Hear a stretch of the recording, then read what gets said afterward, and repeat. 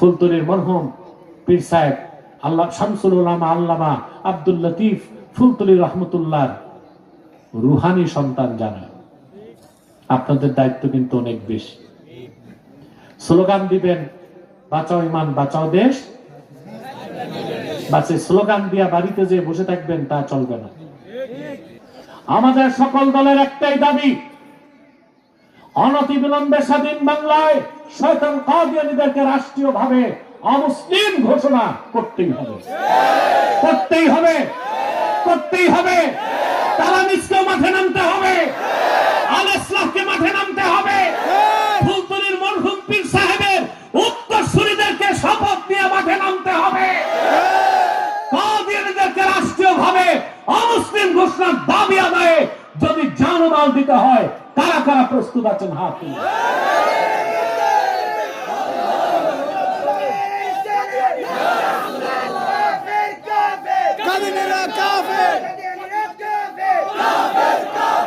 সম্মানিত সুধী, তাদেরকে অর্থনৈতিক সহযোগিতা করবেন না, করবেন?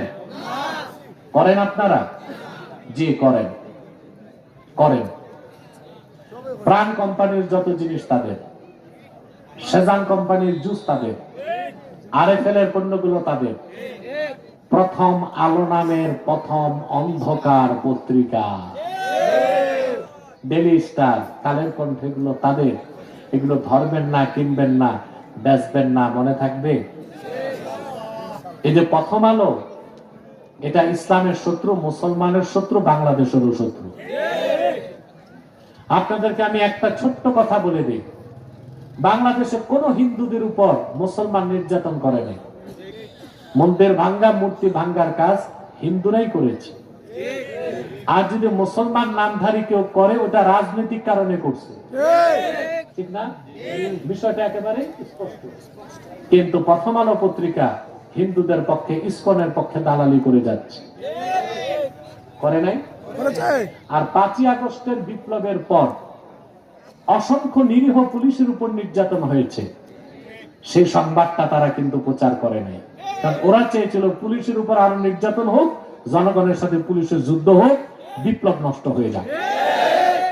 আলহামদুলিল্লাহ, আমি জানি না ওসি সাহেব জানে কিনা, পুলিশের উপর নির্যাতনের বিপক্ষে প্রথম বক্তব্য বাংলাদেশে সংবাদ সম্মেলন প্রকাশ্যে আমি করেছি। আমার বক্তব্য ছিল, যারা অপরাধী তাদের শাস্তি হোক, কিন্তু যারা অপরাধের সাথে জড়িত নয়, ঢালাওভাবে পুলিশদেরকে মারা, হত্যা করা চরম পর্যায়ের হারাম ও জঘন্য কাজ। একটা মহল চাইছিল, ঠিক না? তো ইসলামের বিপক্ষে, দেশের বিপক্ষে, মুসলমানের বিপক্ষে যত চক্রান্ত বিজাতিদের, এগুলোকে প্রচার করে প্রথম আলো। অতএব এই পত্রিকাকে আপনারা বয়কট করবেন, রাজি আছেন? কাদিয়ানীদের কোন পণ্যদ্রব্য ধরবেন না, কিনবেন না, বেচবেন না, মনে থাকবে। এটা আপনাদের নৈতিক দায়িত্ব। আর একটি অমুসলিম সম্প্রদায় আমাদের বিপক্ষে চক্রান্ত করছে,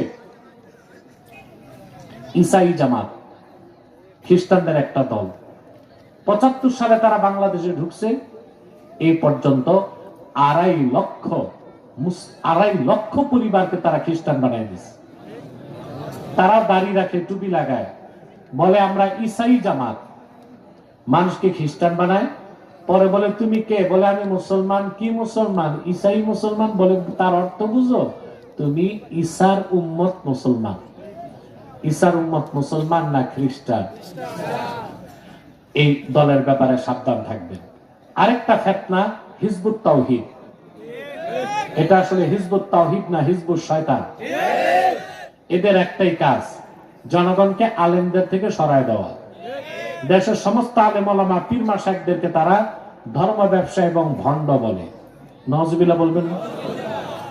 ব্যক্তিগত কোন আলেমকে যদি আপনি গালি দেন, আপনি কাফের হবেন না, ফাসেক হবেন, গুনাহ হবে। কিন্তু ফাতাওয়া শামীতে এসেছে, ইবনে আবিদিন শামীর মত, সকল আলেমকে যদি কেউ গালি দেয়, তার ঈমান নষ্ট হয়ে যাবে।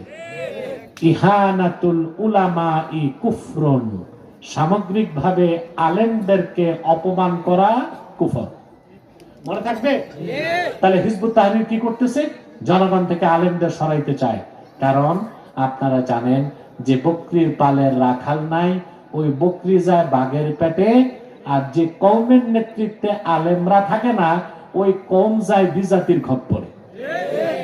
অতএব আপনারা ফুলতলির মরহুম পীর সাহেব আল্লাহ শামসুল উলামা আল্লামা আব্দুল লতিফ ফুলতলি রহমতুল্লাহ রুহানি সন্তান জানা, আপনাদের দায়িত্ব কিন্তু অনেক বেশি। স্লোগান দিবেন, বাঁচাও ইমান বাঁচাও দেশ, বাঁচে স্লোগান দিয়া বাড়িতে যে বসে থাকবেন তা চলবে না। উনি যে আদর্শ আপনাদের শিখিয়ে গিয়েছে, ইসলামের পক্ষে জীবন দিতে হবে, দেশ রক্ষায় ঐক্যবদ্ধ হইতে হবে, এটা লালন করতে হবে। পারবেন না ইনশাআল্লাহ?